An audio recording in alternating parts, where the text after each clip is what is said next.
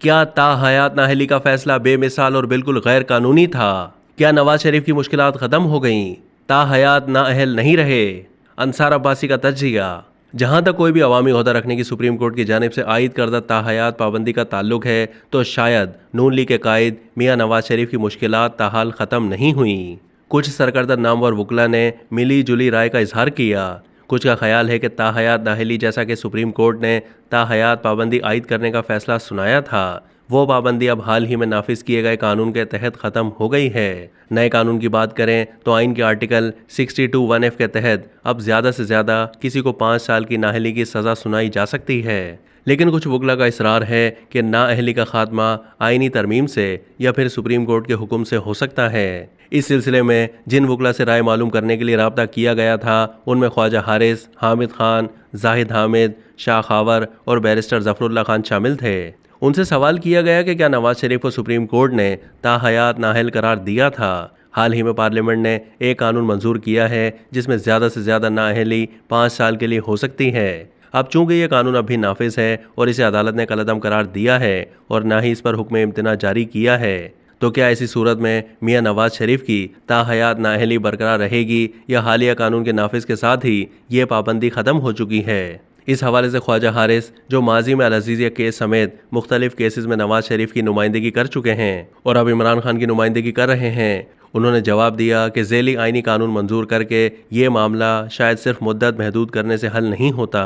Samiullah case में supreme court नाअहली से मुतालिक आइन की शिक यानी आर्टिकल 62(1)(f) की तशरीह कर रही थी और एक उसूल वज़ा किया कि एक बार वज़ा करदा कानून की इस शिक के तहत नाअहली उस वक्त तक बरकरार रहती है जब तक आइन के आर्टिकल 62(1)(f) के तहत मुजरिमाना तर्ज अमल में से किसी एक के नतीजे का हामी फैसला नाफिजुल अमल रहे।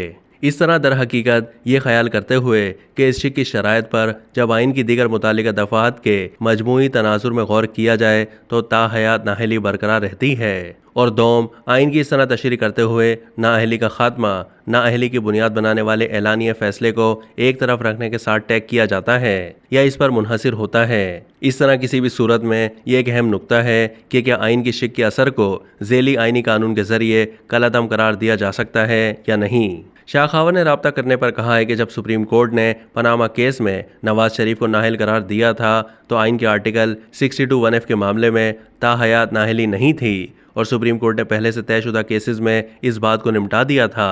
उस वक्त इलेक्शन कवानीन में जो ताज़ा तरामीम की गई हैं वो भी मौजूद नहीं थीं। हत्ता के बाद में जब कानून नाअहली की मुद्दत में एक टाइम फ्रेम दिया है तब भी ये कानून अदालत के फैसले को ख़त्म कर सकता है क्योंकि ये फैसला सुप्रीम कोर्ट ने अपनी तशरीह करते हुए सुनाया था। अब कानून ने नाअहली का एक ख़ास अरसा मुकर्रर किया है तो ये काबिल इतलाक़ हो सकता है। उन्होंने कहा है कि नवाज शरीफ अब ताहयात नाअहल नहीं रहे। तहम हामिद खान का कहना था कि चूंकि सुप्रीम कोर्ट ने आइन के आर्टिकल 62(1)(f) की तशरीह करते हुए मियां नवाज शरीफ को नाअहल करार दिया था, लिहाजा उनकी ताहयात नाअहली की सज़ा भी ख़त्म नहीं हुई। उन्होंने कहा है कि नवाज शरीफ की ताहयात नाअहली आइनी तरमीम के ज़रिए ख़त्म हो सकती है या फिर सुप्रीम कोर्ट के फैसले के ज़रिए, जिसमें अदालत को मियां नवाज शरीफ के हक़ में अपने साबका फैसले पर नज़रसानी करना होगी।